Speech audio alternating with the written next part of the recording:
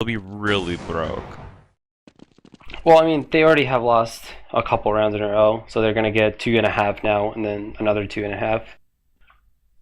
Yeah. So I mean, it really depends on if they want Starks to op a lot or not, I guess. And yeah. I don't think they would normally save. I just mean they have so many rounds from the first half that sometimes you see people save a bit more to get what they want.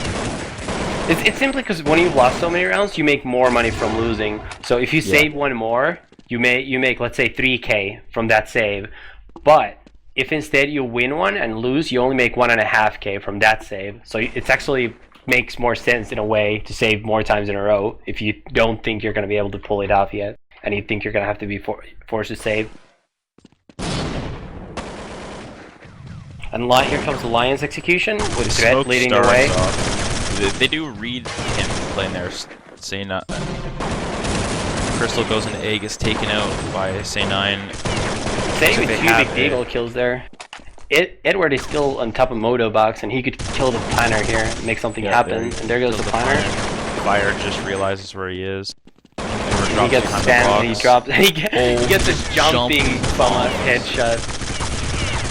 I never get why people do, like, you can just spam that guy. Yeah. Like, I mean, yeah, he wanted to run across the site, but I think he would have lived if he just shot him. Why take the risk? You could just spam him from lane and guarantee yourself a frag. You can even do that, like, kind of get rights patented in spam where you just go over to the wall. It's like probably one of the easiest spams, and it's really effective.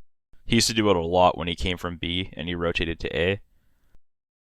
But now that he plays A, he can't obviously do it that much. Okay, and there, someone is already in the side that's Threat, while the rest of his team is blind. Takes out Markelov. That's how Lions goes to be. Threat just cleans up the side now. I'll touch more on that in a little bit. And Navi on a pretty hard retake here. Zeus is going aggressive, gets 1 kill on a fire. This Neil retake was a little careless there. He kind of pushed a little too quick. I think Edward is kind of scared of the flank there. Nico has an off, playing the back hull angle from Banana. And Starix is going to save his gun, or at least try to. Neil should be able to take him out, I think, Yep.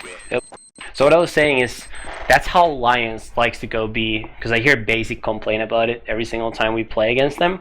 The way they do it is they have one guy run in, and their teammates still keep flashing. So basically the guy from Lions runs in completely blind, and he's just basically hoping that the CTs are blind as well. And by the time they both start seeing, he'll just try to find his way behind the CT, like we just saw. And it's pretty easy to get behind Tribox while blind, actually. Like, you can run backwards into the site, and you can just, like, once you see the stairs and you get blind, it's like you just look up the stairs and you just run and hold, like, left, and you'll get into the Tribox area. Now you have full save here now, just stacking the B bomb site. But they're not going to see any action here, as Lions is going to make their way towards the A site. Yeah, they're just going to walk 5 up there. I mean, it's always kind of annoying. I don't know. I still think it's useful to have one guy kind of like go to A and make a little bit of noise, even if it's just throwing like a pop flash somewhere and then running back to B. Kind of makes people a little bit more lenient on like straight walking into a site. Yeah, I mean, it always depends, because every now and then when you do that like the other team just thinks that, okay, well, that was a fake for sure, or they wouldn't have done, like, that just looks like a fake.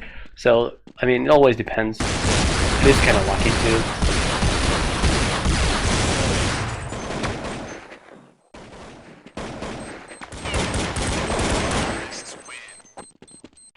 Gets 3, Ferte gets the other 2, and the score is 15-8 in favor of Navi. Yeah, Lions have a huge hill to climb. I mean, they really could have used that T-pistol, but I think just getting into the high numbers with Navi going into the second map will help them a lot. And Navi is double saving. They got some Deegs this round, though. I'm not really sure why they would buy these Deagles. I mean, it's not like they couldn't use the money later. And they don't need to break Lions' money, and Lions has plenty of money. So I feel like it's a weird call to buy these Deegs.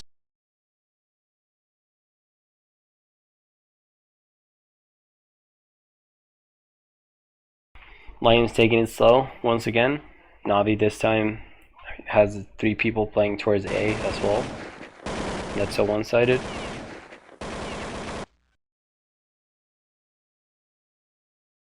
The next map actually is Mirage. So what do you think that, like, well, it's on eco, do you think that favors Lions, or do you think that favors Navi? Because I would assume this pick would have been Lions, right? Yeah, this is Lions' pick for sure. So then that would mean that Navi picked Mirage, but I think Lions is actually pretty decent on Mirage. I don't think they're not like a top 3 Mirage team, I don't think, but I definitely don't think they're going to be pushovers for Navi.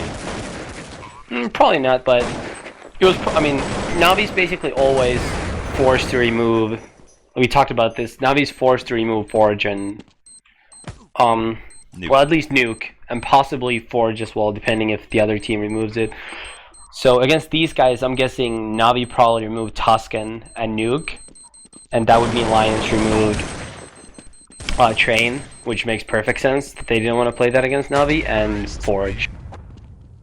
So then, out of these maps, I guess Navi. I think Navi probably is better on Dust 2 than on Mirage, but I think Lions is weaker on Mirage than on Dust 2 in comparison. So Yeah, in that I sense, actually it makes think- sense. I actually think Lions' Dust 2 is around equal to their Inferno. I think they have a lot of confidence in their Inferno, but I think their Dust 2 is just as good.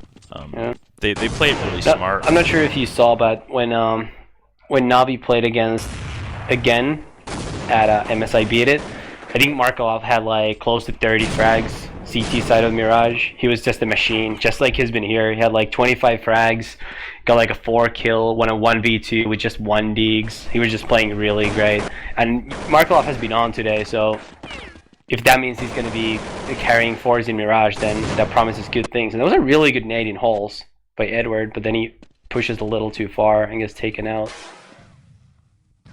Yeah, I guess you're trying to use the nade to mask his footsteps. Starks actually just walks down mid, gets 2 frags, 3. Make it 3, and that was a really big play by Stark. This round just got really hard for Navi. They have to win a 2v. I mean, not Navi, Lions. Nico with an op. Starks pushed all the way up to the blue door. Sneal seems to be kind of aware. Gets 1. The window side. Starks is gonna know though. He's gonna lurk up on him. Starks is still pushed up in a good spot. We'll see if he's going to be able to catch anyone in the back. He just Look opened that the way. blue door. He's actually flanking them on the hulls. Starks. They're going to get the bomb down though. Sneal is in a pretty good spot. If they can just take care of Starks, this actually is a decent 2v3 for them. Sneal's in a decent spot to spot Starks. Just depends on how fast Starks can kill him. Sneal's just aiming right at where Starks is going to come from. It's good prediction, Starks. Oh, and that's game for Navi. Big round by Starks there. Just took a gamble in a 4v3. Paid off. We got 3 kills on our window. And that's map 1 going to the Ukrainians.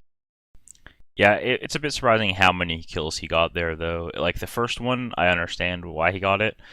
But the second guy kind of failed a little bit on him. He could have taken him out. Definitely should have traded that kill. I actually like Mirage, personally. I mean, obviously I'm pretty good on the map, but I think it's a good map. I don't know. I think Mirage is a really solid map. I can't say the same for Forge. I don't think it's a good map, but Mirage... I think Forge is one of those maps that it's similar in the sense of Tuscan, where I think people are going to hate it at the start, but I think playing it more might make people like it once people figure out how to play it properly. I think it right now is really T-sided, but I think some teams have figured out kind of how to handle it on CT. But I don't know. I definitely think Mirage is a lot better, though. I don't know another map that could replace Forge, though, as maybe Ruska. That's the only other one I could think of. But again, heavily biased because Ruska is the best map ever created.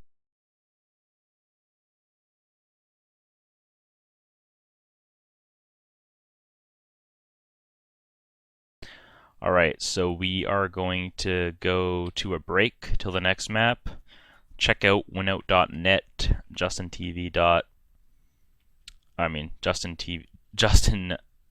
twitch.tv/winoutnet. Subscribe. Future tournaments, cast a bunch of them. On winout.net you can find strat books, frag movies, game analysis, a bunch of other cool things for only $4.95 a month. So check it out. We'll be back in a couple minutes for the third map.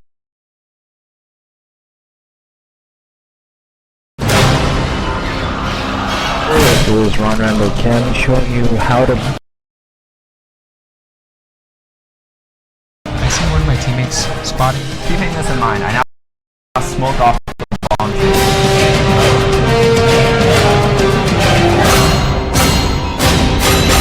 Alex Van Silly win from winout.net with another playbook.